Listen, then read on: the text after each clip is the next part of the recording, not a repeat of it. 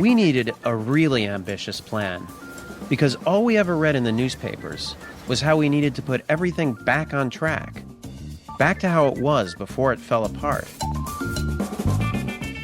But how it was the problem. We needed to show what real change could look like. So together with a whole lot of friends, we would blanket Manhattan with 100,000 copies of our very own newspaper. We'd call it the New York Times. Except our New York Times would be a little bit different. Ours would be set 6 months in the future. It would show what could happen if we set our imagination free.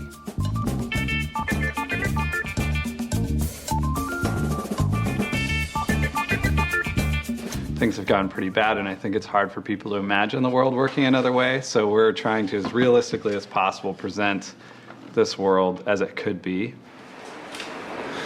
They just brought out the proof of the New York Times, and it looks unfucking believable. Really good.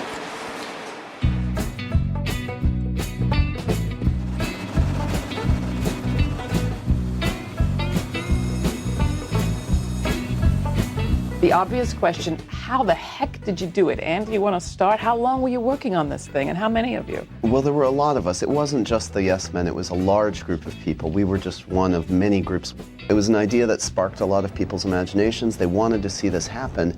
And that's sort of the message of the paper as well, is that, great, we elected Obama, and that's fantastic, but now the real work begins. The idea was to put out something that was optimistic, that says, we can do all these things. Why not? We created the system that we have now, so why not create a good one instead?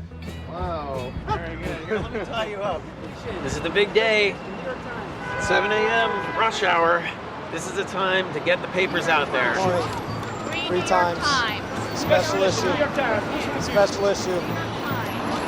Free New York Times. Special edition of the New York Times. Free New York Times. Is this real? It's fake, right? Who publishes this? Can I grab another one, please? What? National Health Insurance Act passes. The Patriot Act repealed. Maximum wage law succeeds. Good luck with that one. This is too good to be true, but it's not impossible. It's a dream newspaper, right? It's like you wake up and all the things that you wanted became the news. The war's over! Our fake news was a hit. But would the real news pick it up? You don't work for the New York Times. Who is it that you work for handing this out? A guy named John Smith? who? Yeah, John Smith. John Smith. It's a New York Times special edition. Is there anything wrong with it? I mean... Well, yeah, it's not the New York Times. Extra, extra, read all about it. The New York Times declares the war in Iraq is over. Some commuters got their hands on what looks like a special edition of the New York Times. As you might have guessed, though, it's a fake. Eine New York Times in die Hand gedrückt bekamen, trauten jedenfalls ihren Augen nicht. Джордж Буш отдан под суд, а Кондолиза Райс приносит официальные извинения за недостоверную. We printed a paper with the headlines that we'd like to see. So if these are the headlines that people were so excited to read this morning, let's make them happen. I think we have to exercise some muscles we either don't have or that have atrophied or something. A civic muscle, a thrifty muscle, a generous muscle. We've got to take back our government. March into City Hall and say, here, we've got the solutions.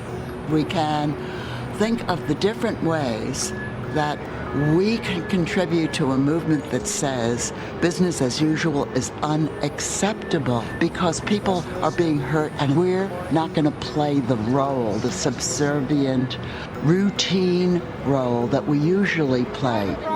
Let's go.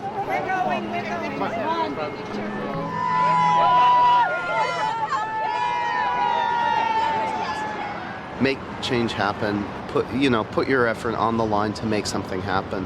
And that's what kind of we did here, and maybe it's what it's kind of oh boy. No, I know, yeah. And if a few people at the top can make the bad news happen, then why can't all of us at the bottom get together and make the good news happen for a change? I mean, for real.